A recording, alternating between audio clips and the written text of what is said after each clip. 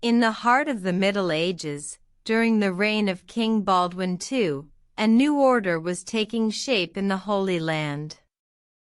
The year was 1119, and the shadow of the Crusades hung heavy over Jerusalem.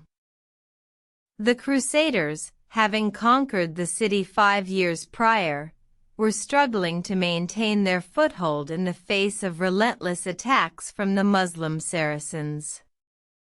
The situation was dire, and the need for a steadfast force to protect the Holy Land was evident.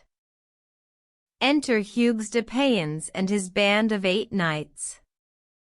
These veterans of the Second Crusade, disillusioned with the corruption and disarray they observed among their fellow Crusaders, sought a new path. They decided to dedicate their lives to the protection of pilgrims visiting the Holy Land, and to the aid of the Christian settlers in their struggle against the Saracens. Hugues approached King Baldwin II with their proposal, seeking his patronage and protection for their new order. The king, impressed by their noble intentions, granted them a small headquarters in the city of Jerusalem.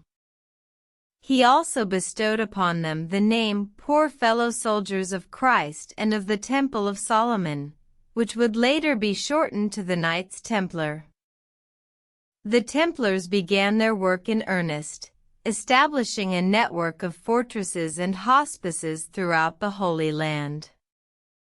They became known for their unparalleled bravery and chivalry on the battlefield, and for their unwavering dedication to the protection of pilgrims. The Templars' reputation grew, and soon they were attracting recruits from across Europe. Men of all ranks and stations were drawn to the Templars' ideals of poverty, chivalry, and devotion to God. By the end of the 12th century, the order had grown to a formidable force, numbering thousands of knights and hundreds of thousands of lesser brothers.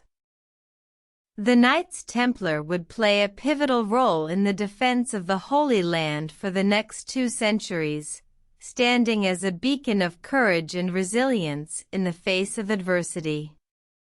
Their influence would extend far beyond the Holy Land, shaping the course of European history and leaving an indelible mark on the world.